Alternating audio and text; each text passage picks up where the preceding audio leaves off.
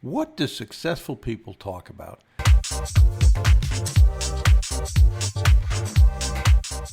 That's a really good question. I listened to Dan Pena's Facebook Live Q&A last week, and I was really humbled by the comments that he made about the time we've worked together and his comment about my mentoring and what I'm doing now. So I'm going to include that here. What are your thoughts on gold standard? After me, the next gold standard is Bruce the fucking Whipple, who I've known over 25 years, and he's never let me down. It's short. It's only about 13 seconds, but I appreciate it immensely. So I want to thank Dan for that and letting me do what I really enjoy doing right now. That wouldn't have happened had I not met Dan Pena and learned about QLA. And during that 26 years, I've been fortunate to have met a lot of people and worked with a lot of people that are extremely talented. They were successful business people, and there are lessons learned from those people. And the other morning I was thinking about, what traits do they share? And we all know the traits of they were focused, they worked hard, they didn't quit, persistent. But then I thought about something that was a little bit different. And that was, what did they talk about? Just generally, what did they talk about? And it dawned on me that the one thing they talked about and the things they didn't talk about were pretty different than most conversations. And that is that, and I've read this more than once, and it's a quote that goes like this: great minds discuss ideas. Average minds discuss events. Small minds discuss people. If you think about what's on television, you think about what's on social media, all of that usually is a bunch of gossip. What this person did, what that person did. Maybe there's some discussions of events, but very rarely do you see someone talk about ideas and what they want to accomplish.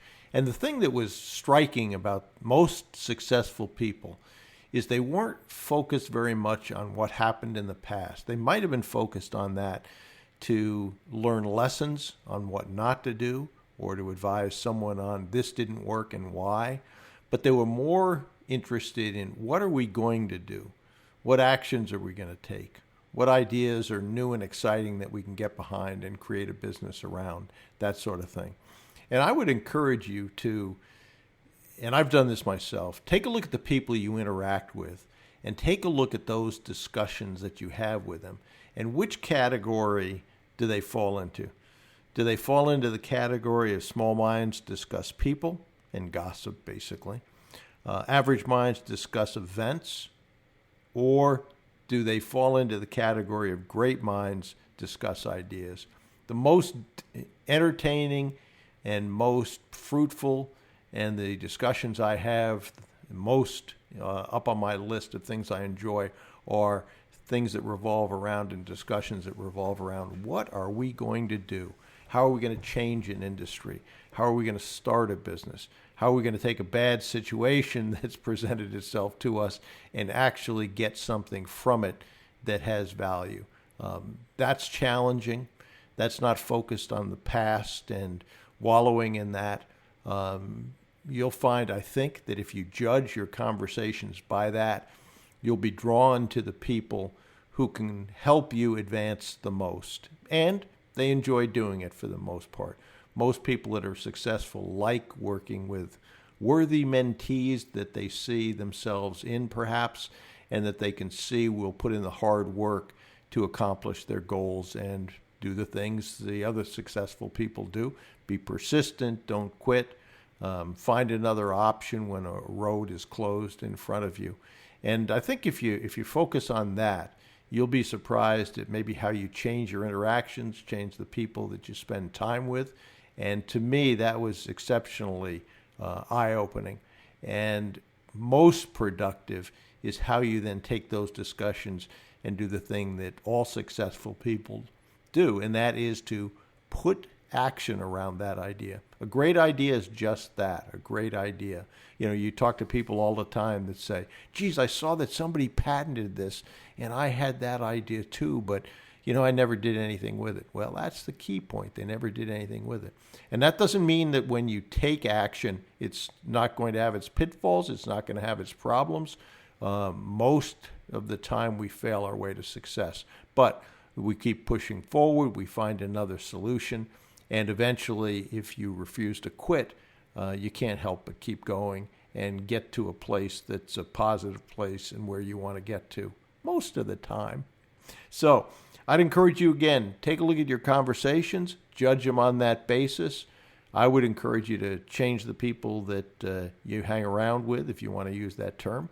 I did that years ago and cut a lot of people out of my sphere. There were a lot of people that told me why everything wasn't going to work.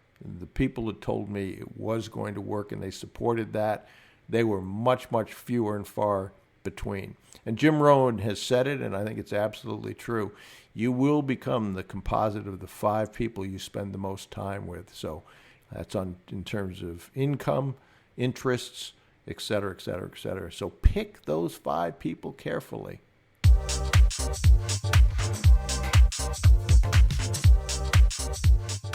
Okay, so if you have any questions or comments or ideas for future episodes, please email bruce@brucewhipple.com. And if you're not already on our mailing list, head over to brucewhipple.com and sign up and grab any of the free reports. That'll put you on the mailing list. There is a lot of free information you can use to acquire already profitable businesses. This is Bruce Whipple. Thanks for listening to the Business Acquisition Podcast. And remember, you miss 100% of the opportunities you fail to take. And procrastination truly is the thief of time. So do something today, please. Your future self will be proud of.